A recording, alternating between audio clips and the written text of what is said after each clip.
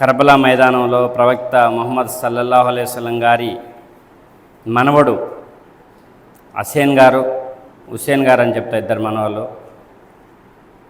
ఒక మనవడిని కర్బలా మైదానంలో దైవ వ్యతిరేకులు ఆయనని చంపి ఆయన తలని మొండాన్ని వేరు చేసి ఆయన తల మీద ఇంత బహుమానం అని ఆ వ్యతిరేకమైనటువంటి రాజు బహుమానం ప్రకటిస్తే ఆ తలని తీసుకుపోయి బర్సెలకి కుచ్చి, ఇట్లా బర్స్ ఉంటుంది కదా, బర్సికి కుచ్చి వాళ్ళు ఎగురుతూ ఆనందపడి ధర్మం మీద మేము ఆధిక్యం సాధించాము అని చెప్పి సంబరపడినటువంటి దుర్మార్గపు ఆనందం అది.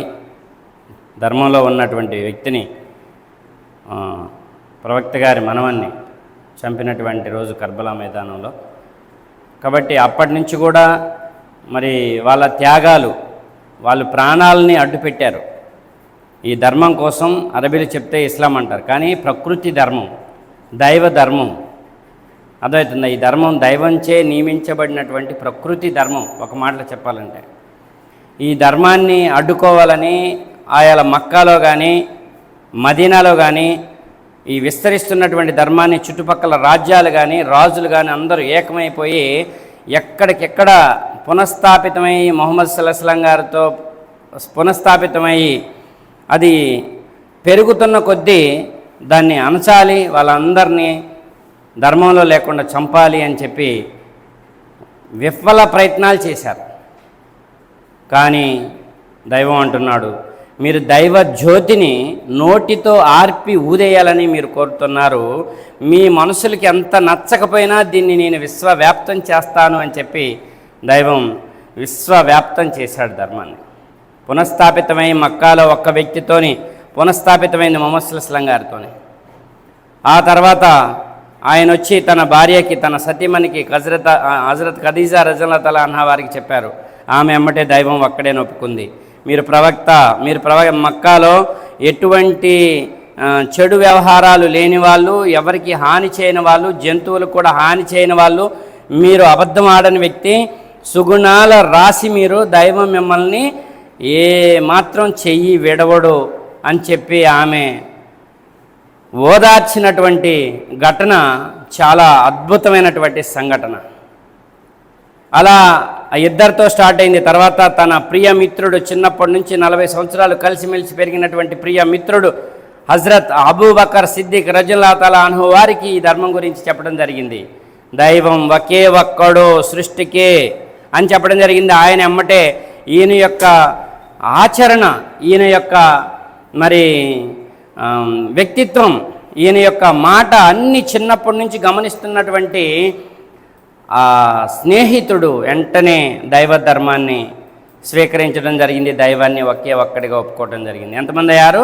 3 అయ్యారు. చిన్న పిల్లవాడు అలీ రజల్లాహు తఆలా అన్నవారు పెద్ద అయిన తర్వాత ప్రవక్త గారి మనవడైండు. అలీ రజల్లాహు తఆలా అన్నవారి కుమారుడే ఈ హుసేన్ గారు. అర్థమవుతుందా? అలాంటి చిన్న పిల్లవాడికి ఈ ధర్మం గురించి చెప్పగానే ఆయన కూడా లా ఇలాహా ఇల్లల్లాహ్ ముహమ్మద్ రసూలుల్లాహ్ సల్లల్లాహు అలైహి వసల్లం ఆయన కూడా ధర్మం స్వీకరించడం జరిగింది. దేవుడు ఒక్కడని ఒప్పుకోవడం జరిగింది. ఎంతమంది అయ్యారు? 4. అలాగా 12 సంవత్సరాలు 13 సంవత్సరాలు దేవుడు ఒక్కడే దాని గురించే ఎక్కువగా చెప్తాను. అదేం రాదు అసలే రాదు అది మైక్లో ఎందుకు వద్దు.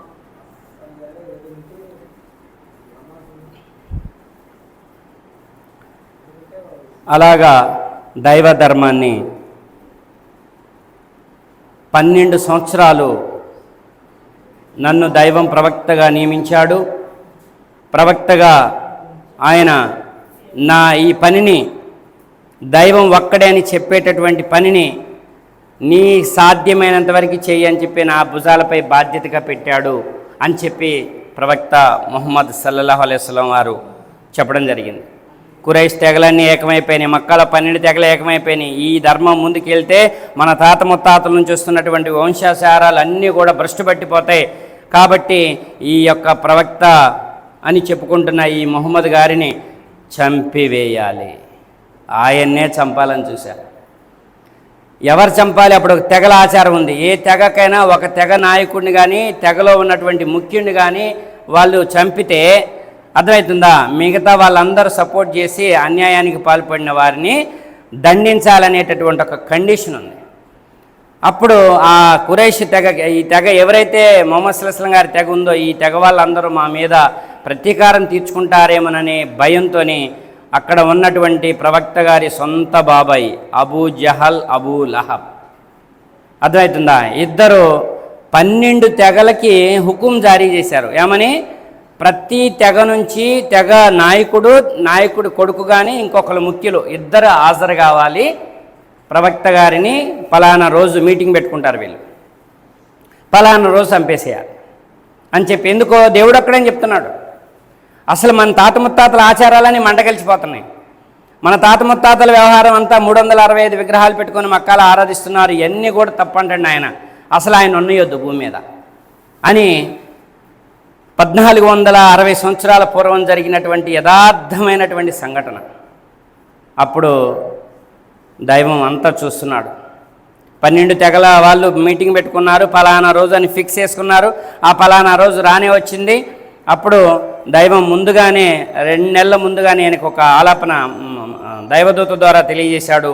ఒక 2 ఒంటెల్ని, మంచి ఎర్ర ఒంటెల్ని, స్పీడ్గా నడిచేటటువంటి ఒంటెల్ని 2 నెలల నుంచే గట్టిగా వాటిని మేపటం జరుగుతుంది. 2 నెలల ముందే చిన్న ఇన్ఫర్మేషన్ ఇచ్చాడు, నువ్వు ఇక్కడ కాదు, నువ్వు వలస వెళ్ళాల్సిన అవసరం ఉంది అని దైవం అల్లాహ్ సుబ్హానహు వ తఆలా. అయితే ఆ రోజు రాత్రి వీళ్ళు ఏదైతే మొహమ్మద్ సల్లల్లాహు అలైహి వసల్లం గారిని చంపాలనుకుంటారో ఆ రోజు రాత్రి ఇక అబూబకర్ గారి ఇంటికి వెళ్తాడు మొహమ్మద్ సల్లల్లాహు అలైహి వసల్లం గారు. ఈయన రోజు పడుకునే పడక మీద అలీ రజియల్లాహు తఆలా అన్హు గారిని పడుకోమని చెప్తాడు. అదే బెడ్షీట్తోనే అలీ గారు పడుకుంటాడు, అర్థమవుతుందా. ఇక మొహమ్మద్ సల్లల్లాహు అలైహి వసల్లం గారు అబూబకర్ స్నేహితుడు అని చెప్పాను కదా, అబూబకర్ గారు మొదటి ఖలీఫా, మొహమ్మద్ సల్లల్లాహు అలైహి వసల్లం గారి తర్వాత మక్కా మదీనాని ఏలినటువంటి ఖలీఫా, ఆయన ఇస్లాం చరిత్రలో మొదటి ఖలీఫా ఆయన. అప్పుడు స్నేహితుడు అనమాట. వెళ్ళి ఆయన్ని తీసుకొని ఇద్దరు కలిసి మక్కా దాటి ఇటుంటుంది మదీనా వెళ్ళమని ఆర్డర్ వచ్చేసింది దైవం దగ్గర నుంచి, హిజ్రత్ వలస చేయమని. ఆయన దక్షిణ వైపు వెళ్తాడు. దక్షిణ వైపు వెళ్ళి ఒక కొండ గుహలో తాక్కుంటాడు. ఇద్దరు కలిసి ఒంటెల్ని వేరే వాళ్ళకి ఇచ్చి పంపిస్తారు. 3 రోజులు అక్కడే దాక్కుంటాడు. 3వ రోజు చీకటి పడగానే అక్కడి నుంచి ఇక 3 రోజులు ఏం జరిగింది అంటే, ఈ మొహమ్మద్ సల్లల్లాహు అలైహి వసల్లం గారి ప్లేస్లో పడుకున్న అలీ గారి దుప్పటి తీసి నేను చంపాలని చూస్తే ఎప్పుడు చూస్తే ఆయన కాదు, అలీ గారు ఉన్నాడు. మొహమ్మద్ సల్లల్లాహు అలైహి వసల్లం గారు అంటే నాకేం తెలుసు, నేను పడుకున్నాను అని అంటాడు. ఆయన్ని కొంచెం వాళ్ళు కొడతారు, అందరు కలిసి కొట్టడం జరుగుతుంది. కానీ ఈయన వెళ్ళేటప్పుడు అటు ఇటు అందరూ కూడా కాపు కాసుకొని ఉంటారు. ఈయన ఒక పిరికెడు ఇసుక తీసుకుంటాడు, బయటికి వెళ్ళేటప్పుడు ఇలాగా బిస్మిల్లా అని అల్లా పేరుతో ఎట్లా అని వాళ్ళ కళ్ళెదురుగు నుంచే ఒంటెక్కి వెళ్ళిపోయాడు. కానీ వాళ్ళు చూడలేకపోయారు. అదొక అద్భుతం జరిగింది. అక్కడి నుంచి కొండ గుహ దగ్గరికి వెళ్ళి దాక్కున్న తర్వాత ఈయన మదీనా వెళ్ళిపోయిండు అని చెప్పి మొదటి రోజు అందరూ కూడా ఎతుకుతారు. ఎవరైతే మొహమ్మద్ సల్లల్లాహు అలైహి వసల్లం గారిని చంపి కానీ బ్రతికొండంగా కానీ బంధించి కానీ తీసుకొచ్చి మాకు అప్పచెబితే, మక్కా ముష్రికులు దౌర్జన్యం చేసేటటువంటి వాళ్ళందరూ కూడా ఆ నాయకులు అంటున్నారు 100 ఒంటెల బహుమానం. 100 ఒంటెలు అంటే ఏంటో తెలుసా? ఈరోజు ఒకళ్ళింట్లో ఒక కారు ఉంటే ఎంత గొప్ప, ఆ రోజు వాళ్ళ ఇంట్లో ఒక ఒంటె ఉంటే ఒక కారుతో సమానం. ఎడారి ఓడంటారు ఒంటెని. 1 ఒంటె కాదు, 2 ఒంటెలు కాదు, 3 ఒంటెలు కాదు, 100 ఒంటెల బహుమానం ఇస్తాం మొహమ్మద్ గారిని పట్టి తీసుకొచ్చి బంధించి కానీ చంపి కానీ తీసుకొచ్చి మాకు ఇస్తే. చిన్న విషయం అది. వెంటనే అందరు బయలుదేరారు. ఇది చాలా మొహమ్మద్ సల్లల్లాహు అలైహి వసల్లం గారి స్టోరీ. అక్కడ ఒక బుక్ ఉంటుంది, 600 పేజీలు ఆయన జీవిత చరిత్ర బుక్. చదివితే అర్థమవుతుంది. ఒక 15 నిమిషాలు సింపుల్, తొందరగా ముగిస్తాను. మాట్లాడకూడదు జుమ్మా ఖుత్బా ఫర్జు. అయితే అక్కడి నుంచి అందరూ ఎతుకుతారు. ఆ కొండ ఏదైతే ఈయన హూర్ అనే ఒక గుహలో దాక్కున్నాడు.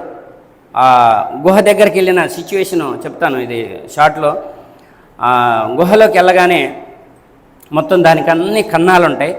కన్నాలుంటే అబూబకర్ గారు తన ప్రియ ప్రవక్త స్నేహితుడైన సరే ప్రియ ప్రవక్తని ఎలా ప్రేమించాడు అంటే ఆయన ఒంటి మీద ఉన్నటువంటి చొక్కా తీసి అన్ని కన్నాలకు పెట్టేసి ఇంకొక కన్నం మిగిలింది. ఈయన అలసిపోయాడు, ఈ ప్రయాణ సౌకర్యం ఇవన్నీ చేయటం.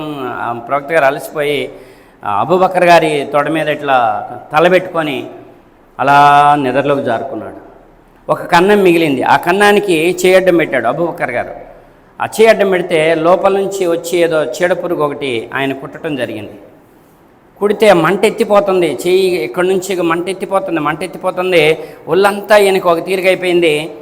ఈయన మొహమ్మద్ సల్లల్లాహు గారు ఏమో పడుకున్నాడు, ఆయన్ని లేపడానికి ఇష్టపడలేదు.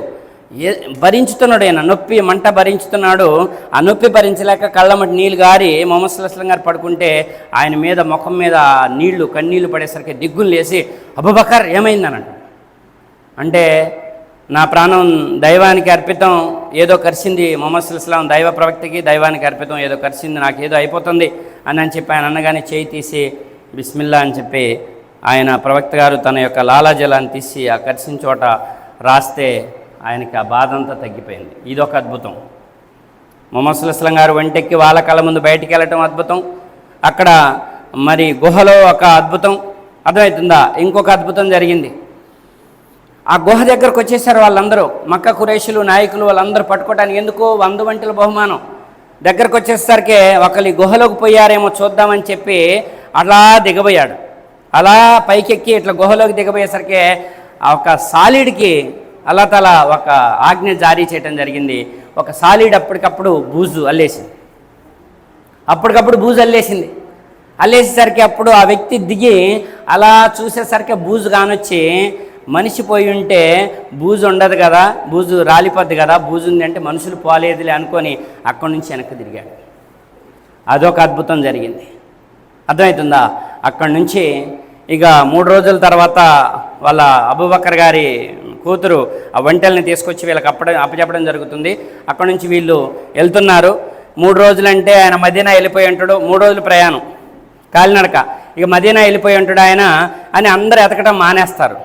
కానీ కొద్దిగా అత్యాశ గల వాళ్ళు, దురాశ గల వాళ్ళు ఉంటారు కదా, అలాంటి వ్యక్తి ఒక వ్యక్తి ఉంటాడు. ఆయన తన యొక్క గుర్రంతో ఎదుగుతూ ఉంటాడు. ఇద్దరు వెళ్తున్నారు. అబూబకర్ గారిని చూస్తాడు, ప్రవక్త మొహమ్మద్ సల్లల్లాహు గారిని చూస్తాడు. చూసి అదిగ్గో కానొచ్చాడని చెప్పి వాళ్ళకెళ్ళి తన గుర్రాన్ని అటు మలిపేసరికి అది పోటలేదు, అటువైపు పోటలేదు. ఇక అటు కాకుండా 3 దిక్కులు ఎటు మలిపినా గుర్రం పోతుంది కానీ వాళ్ళు ఉన్నకెళ్ళి పోటలేదు. మళ్ళీ దాన్ని గట్టిగా గదిలించి కొడతాడు. కొడితే అది ఒక్కసారిగా దాని కాళ్ళు ఇసుకలోకి కూరకపోయి దాని మించి కింద పడతాడు. అట్లా 3 సార్లు జరుగుతుంది. 3 సార్లు జరిగితే ఆయనలో ఏదో దైవ మహత్యం ఉంది, నా యొక్క గుర్రం ఎటు మలిపినా కానీ పోతుంది కానీ వాళ్ళు వెళ్ళి వెంట అనుకుంటుంది. అయితే కొన్ని హదీసుల్లో నేను చదవలేదు, గుర్రం అని విన్నాను. అయితే గుర్రం ఎడారిలో నడవటం కష్టం, వెంటే అలాగా దగ్గరికి పోయి మీలో ఏదో మహత్యం ఉంది, దైవ శక్తి ఉంది మీతోని, నేను నా యొక్క వంటిని ఎటు మలిపినా కానీ వెళ్తుంది కానీ మీకెళ్ళి మలిపితే రావట్లేదు, మళ్ళీ మీకెళ్ళి మలిపి గట్టిగా నేను దాన్ని ఎదిలించి కొడితే దాని కాళ్ళు మోకాళ్ళు ఇసుకలో కూరకపోయాయి, మీరు దైవ ప్రవక్తాన్ని నమ్ముతున్నానని చెప్పి ఇటు ఎవరు రాలేదని చెప్పి మీకు రక్షణగా నేను మాటిస్తున్నానని చెప్పి ఆయన 100 వంటల బహుమానానికి ఆశపడి ఎతికి 3 రోజులు ఎతికి కూడా దొరికాక కూడా ఆయన క్షమాపణ చెప్పి ఆయన ఇది దైవ ధర్మం అని చెప్పి మాటిచ్చి వెళ్ళిపోవడం జరుగుతుంది. అక్కడ నుంచి మదీనా రావడం జరుగుతుంది. మదీనాలో ఈయన రాక కోసం మొత్తం అందరూ ఎదురు చూస్తూ ఉన్నారు. అలా మదీనా వచ్చిన తర్వాత కొన్ని సంవత్సరాల వ్యవధిలోనే వీళ్ళు 300 మంది అయ్యారు. మదీనా వచ్చిన తర్వాత ఎవరు దేవుడు అక్కడైనా ఒప్పుకున్న వాళ్ళు ఇస్లాం ధర్మంలో ఎవరైతే ఉన్నారో వాళ్ళందరూ 300 మంది అవ్వడం జరిగింది.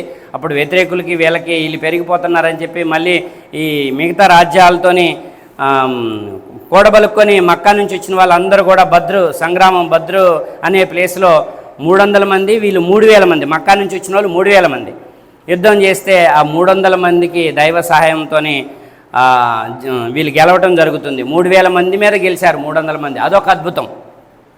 ఇలాగ మీరు అన్నీ పరిశీలించితే ఇవాళ ఆలాలు తింటున్నాం, పిల్లగాళ్ళకి కట్నా చేయించినాం, అర్థమవుతుందా? అగర్ చేయించుకున్నాం, నికా చేయించుకున్నాం, మరి పెళ్ళి వారం అంతా బాగానే ఉంది, సున్నతే వారం అంతా బాగానే ఉంది, ఎక్కడైనా అలాలే తింటున్నాం. ఇదంతా ఒక 10%, 15%, 20% మనం ఖురాన్కి ముస్లింలమై ఉండి అనుబంధంగా ఉన్నాం. అయినా సరే దైవం ఒక్కడే ఒప్పుకోకుండా మళ్ళీ షిర్కు చేస్తున్నాం అంటే మనకి ఆచార వ్యవహారాల పరంగా అర్థమైన ఇస్లామే కానీ మరి జ్ఞానపరంగా చరిత్రపరంగా ఎంతోమంది ప్రాణాలు అర్పిస్తే కానీ మనం ఈ హలాల్ తింటలేదు.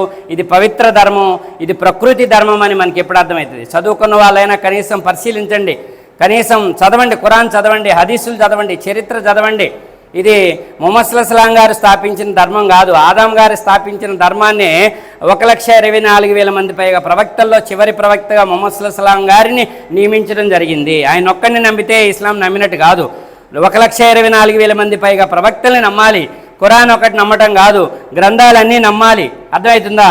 గురువులందరినీ నమ్మాలి. వాళ్ళందరూ దైవం ఒక్కే ఒక్కడు అని చెప్పి తెలియజేశారు. గురువుల్ని అనుసరించాలి, గ్రంథాల్లో ఉన్న జ్ఞాన వెలుగుని తెలుసుకోవాలి, జీవితాన్ని జ్ఞానం వైపు మలుచుకోవాలి. అది మన చేతిలోనే పెట్టాడు దైవం. ఇంత పెద్ద సృష్టిని, ఇంత పెద్ద ప్రకృతిని మానవుడికి వశం చేసి నీ మనసులో 2 పెట్టాడు. నీ మనసులో ఏం పెట్టాడు? మంచి పెట్టాడు, చెడు పెట్టాడు. నువ్వు మంచిని నడిస్తే నీకు మంచి జరుగుతుంది, నువ్వు చెడు నడిస్తే చెడే జరుగుతుంది. ఇవాళ పిల్లలు చెడిపోతున్నారండి. పిల్లలు మీరు పేపర్ చూడండి, సోషల్ మీడియా చూడండి. ఒక అమ్మాయి 2-3 స్టోరీలే ఉన్నాయి ఈ వారం రోజుల్లోనే, భయానక స్టోరీలు, చిన్న స్టోరీలు కాదయి. ఎందుకు ఇలా అయిపోతుంది అని అంటే వాళ్ళకి దేవుడి భయం లేకపోవటం, దేవుడి భయం తల్లిదండ్రులు వాళ్ళకి నేర్పకపోవటం. ఏం చేసింది అమ్మాయి? పెద్దమ్మాయి ఏం చేసింది? ఎవరినో ప్రేమించింది. ఇక్కడ జరిగిన సంఘటన నిన్న పేపర్కి వచ్చింది, సోషల్ మీడియా చూడండి మీకు. అయితే ఆ ప్రియుడి కోసం ఈ అమ్మాయి 30 లక్షలు అప్పు చేసిందంట. ఏం కొని పెడుతుందో ఏమో. తండ్రి అన్నాడు, నువ్వు ఆయనతో తిరగటమే తప్పు అంటే మళ్ళీ అప్పు చేయటం తప్పు, ఇంకా తప్పు, మనం అందరం ఇదైపోతామని చెప్పి కూతుర్ని గట్టిగా గద్దించాడు. గట్టిగా గద్దిస్తే ఏం లేదు, ఆ కూతురు ఏం చేసింది? బ్యాగులో కత్తి పెట్టుకొని వచ్చింది. అర్థమవుతుందా? కత్తి పెట్టుకొని వచ్చి తండ్రి లేడు, బయటికి వెళ్ళాడు, తల్లి ఒక్కతే ఉంది. నీ బంగారం ఇస్తావా ఇవా? నాకు 30 లక్షలు అప్పు అయింది, నేను తీరవాలి, నువ్వు బంగారం ఇస్తావా ఇవా అని తల్లితో గొడవ పెట్టుకుంటుంది. కన్న కూతురు నేను ఇయ్యనని చెప్పి తల్లి ఎదులాంచి గట్టి కోపంగా చెప్పేసరికి బ్యాగులో నుంచి కత్తి తీసింది. పసా అని చెప్పి తల్లిని కర్కశంగా, కన్న తల్లిని ఇంట్లోనే పొడిచింది. పొడిచేసరికి ఇక నగలు తీసుకుంది. మళ్ళీ బయటికి రాబోయేసరికి తండ్రి అప్పుడే బజార్లో పని ముగించుకొని ఇంటికి వస్తున్నాడు. గమ్మున కత్తి కడిగేసింది. అర్థమవుతుందా? తల్లిని బాత్రూంలో దాసిందంట. మళ్ళీ తండ్రి వచ్చేసరికి మళ్ళీ తండ్రిని చంపేసింది కత్తితోని. ఇంకొక చిన్న కూతురు ఉంది, చెల్లెలుంది. ఆ చెల్లెలు కూడా 3 చంపింది. ఆ కర్కశకురాలు.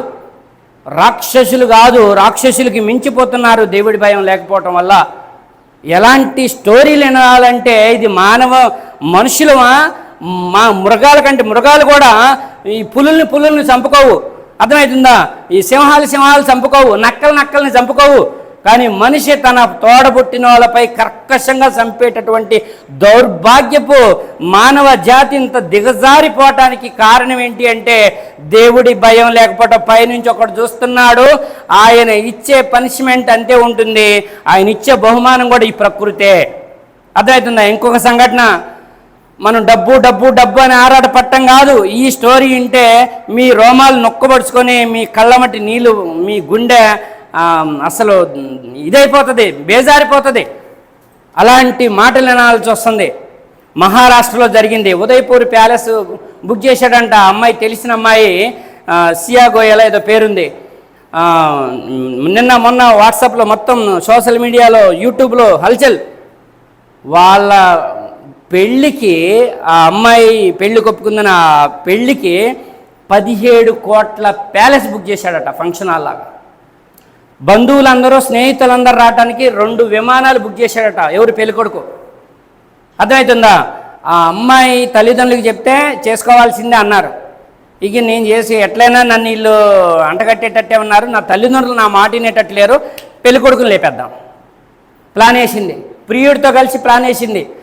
ఈ అమ్మాయి బర్త్డేకి అక్కడికి ఎక్కడో 4,000 అడుగులు ఎత్తు, 400 అడుగులు ఎత్తు, 400 అడుగుల ఎత్తులో ఎక్కడికో రమ్మని, ఫోటో తీయమని ఈ పెళ్ళికొడుకు, ఈ కాబోయే భార్య ప్రేమగా ఉంటుంది, మంచిగా నటిస్తుంది. తెలియదు పాపం ఆయనకి, చాలా ప్రేమించాడట, చిన్నప్పటి నుంచి తెలిసిన కుటుంబం అట. అయితే ఫోటో తీయమన్నదే, ఫోటో తీస్తుంటే లోయ అంచు మీదకి కరెక్ట్ వీళ్ళు ముందే వెళ్ళి ఒకసారి తిరిగి చూసి వచ్చారట. ఈ ప్రియుడు ఈ అమ్మాయి ఎలా చంపాలి ఏంటి ప్లాన్ వేసుకొని ఒకసారి గస్తీ తిరిగి వచ్చారు. తిరిగి వచ్చి అక్కడ ఫోటో తీస్తుంటే, ఈ అమ్మాయిని ఫోటో తీస్తుంటే వాడు వచ్చి నెట్టిండో అమ్మాయి నెట్టిందో 400 అడుగులు లోతులోకి నెడితే చనిపోయాడు. ఆ తల్లిదండ్రులు ఏడుస్తున్నారు. ఒక్కగానొక్క కొడుకు, 600 కోట్ల ఆస్తి, 14 కోట్ల ప్యాలెస్ బుక్ చేశాడు, 2 విమానాలు బుక్ చేశాడు. మా కొడుకుని మాకు కాకుండా చేసింది, ఒక్క మాట మాకు చెప్పున్నట్టయితే మేము ఈ పెళ్ళి క్యాన్సిల్ చేసుకునే వాళ్ళమే కదా, ఆ అమ్మాయిని మేమేం అనకపోతాం కదా, మా కడుపు కోత మిగిల్చింది అని చెప్పి బోరు నా తల్లిదండ్రులు ఏడుస్తున్నారు. ఇటు పెళ్ళి కూతురు తల్లిదండ్రులు ఏమైనా సంతోషంగా ఉంటారా? డబ్బు కాదు జీవితానికి ఆనందం ఇచ్చేది, దైవ ధర్మం, ప్రకృతి ధర్మం. ప్రకృతిలో నీ మనసు ఏదైతే చెప్తుందో, నీ అంతరాత్మ ఏదైతే చెప్తుందో, భగవంతుడు ఒకటే కళ్ళు ఇచ్చినవాడు, నోరు ఇచ్చినవాడు, కాళ్ళు ఇచ్చినవాడు, బంధాలు ఇచ్చినవాడు, జ్ఞానం ఇచ్చినవాడు భగవంతుడు ఒక్కడే. ఆయన చూస్తున్నాడు. పరీక్షా నిమిత్తం మాత్రమే ఈ లోకంలో కొద్ది కాలం ఆయుష్నిచ్చి మనని పరీక్షిస్తున్నాడు. నువ్వు మంచివాడివా చెడ్డవాడివా, నువ్వు మంచి స్త్రీవా చెడ్డ స్త్రీవా, నీది మంచి నడవడిక చెడు నడవడిక అని పరీక్షిస్తున్నాడు. మంచి వాళ్ళకి మంచి తప్పనిసరిగా ఫలితం దక్కుతుంది, చెడ్డ వాళ్ళకి ఖచ్చితంగా ఈ లోకంలోనూ శిక్ష, పరలోకంలో కూడా శిక్ష లభిస్తుంది. కాబట్టి సోదరులారా, డబ్బు ఆశ ఉండాలి, సంపాదించాలి. భార్య పిల్లల్ని పోషించుకోవాలన్నా, మంచి ఇల్లు కట్టుకోవాలన్నా, సమాజంలో గౌరవం ఉండాలన్నా డబ్బు కావాలి. డబ్బు ఎలా ఉండాలంటే మన బావిలో నీళ్లు మన అవసరాలకి తోడుకొని, బకెట్తోనో మోటార్తోనో తోడుకొని, గాబు నిండా నింపుకొని, ట్యాంకి నిండా నింపుకొని ఎలాగైతే వాడుకుంటున్నామో అంతవరకే మిగతా నీళ్ళన్నీ ఆ బావిలోనే ఉంటాయి. ఆ బావిలో నీళ్ళన్నీ తోడరు ఎవరు. అలాగే అవసరాలకి సౌకర్యాలకి సరిపోను డబ్బు తర్వాత సమాజ శ్రేయస్సు గురించి ఆలోచించండి. మీ శ్రేయస్సు దైవం ఆలోచిస్తాడు.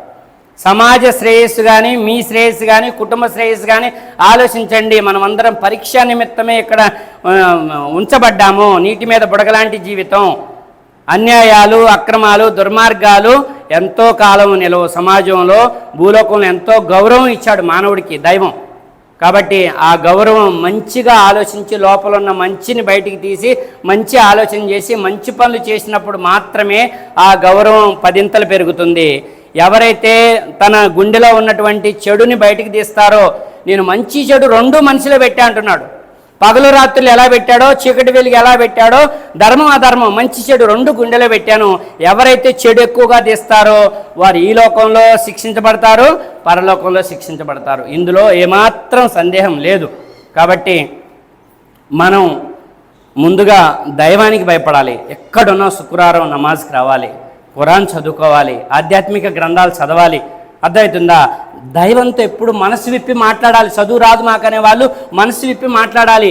నాకు కళ్ళు ఇచ్చినవాడా, నాకు ఆలోచన ఇచ్చినవాడా, నాకు గుండె ఇచ్చినవాడా, నా గుండె ఎలా కొట్టుకుంటుంది, నీ ఆజ్ఞ మేరకు కొట్టుకుంటుంది. నేను ఎలా నడుస్తున్నానో నీ ఆజ్ఞ మేరకు నడుస్తున్నాను. నా ఆయుష్ అంతా నీ చేతిలోనే ఉంది. నా శరీరంలో ప్రతి కణము నువ్వే ఇచ్చావు, ప్రతి అడుగు నువ్వే వేపిస్తున్నావు. నా భార్య పిల్లల్ని, నా హోదాని నువ్వు పెంచు, చెడువైపు వెళ్లకుండా నన్ను కాపాడు అని చెప్పి దైవంతో రోజు మాట్లాడటం మనం అలవాటు చేసుకోవాలి. అర్థమవుతుందా? నమాజ్ అంటే దైవంతో మాట్లాడటం అండి. ఏంటండి? నమాజ్ అంటే దైవంతో మాట్లాడటం, భక్తి అంటే దైవంతో మాట్లాడటం. దువా అంటారు చూసావా? దువా అంటే నీకేం కావాలో అడగటం దైవం నుంచి. దువా అంటే దైవం నుంచి అడగటం, నమాజ్ అంటే దైవంతో మాట్లాడటం. కాబట్టి ఏం మాట్లాడినా కానీ అది నమాజ్. మీరు ఎవరైతే అవిశ్వాసకి విశ్వాసకి తేడా ఓన్లీ ఒక నమాజ్ మాత్రమే. 5 సార్లు ఎవరైతే నమాజ్ చేస్తారో వారు ఆలోచనపరమైన నమాజ్ అయి ఉండాలి. మళ్ళీ తర్వాత మనకి ప్రశ్నలు వస్తాయి, నమాజ్ చేసే వాళ్ళు అందరూ మంచి వాళ్ళేనా అంటే, వాళ్ళు ఆచారపరంగా జ్ఞానం లేకుండా నమాజ్ చేసే వాళ్ళు కూడా కొంతమంది ఉన్నారు. వాళ్ళని లెక్కలో తీసుకుంటాం మనం. జ్ఞానవంతులుగా సమాజాన్ని సంస్కరించి, దైవానికి భయపడి గొప్ప గొప్ప త్యాగాలు చేసి సమాజానికి ఎంతో మేలు చేసిన వాళ్ళు మనం ఆదర్శంగా తీసుకుంటే మనలో మంచి ఉన్నట్టు. ఎవరో ఒకళ్ళు ఇప్పుడు 100లో ఒక 20 మందో 15 మందో నమాజ్ చేసుకుంటూ చెడు పనులు. మొన్న ఒక బడ్డు బైరాగి వాడ ఖమ్మంలో అత్యాచారం చేశాడు చిన్నపిల్లని. అలాంటి వాడికి టోపీ ఉంది, వాడికి గడ్డం ఉంది, వాడు నమాజ్ చేస్తాడు, వాడు కానీ దుర్మార్గుడే. వాడిని నిలువున ఉరిదీయాలి సమాజంలో. అది మేము అందరం ముస్లింలు అందరూ ఖండించారు. నమాజ్ చేసినంత మాత్రాన చెడు చేస్తే సపోర్ట్ చేస్తామని ఎట్టి పరిస్థితుల్లో లేదు. అది ఎవరైనా సరే ముందు న్యాయానికి మనం పెద్దపీట వేయాలి. న్యాయమే మాట్లాడాలి, పలికితే నిజమే మాట్లాడాలి. సపోర్ట్ ఇస్తే న్యాయానికే సపోర్ట్ ఇవ్వాలి, అప్పుడు మీకు దైవం సపోర్ట్గా ఉంటాడు. కాబట్టి ఎలాంటి ఆపద వచ్చినా ఎలాంటి కష్టం వచ్చినా ఇవన్నీ దైవం మనల్ని పరీక్షిస్తున్నాడని మంచి వైపు నడిచి మంచి సమాజాన్ని నిర్మిద్దాం.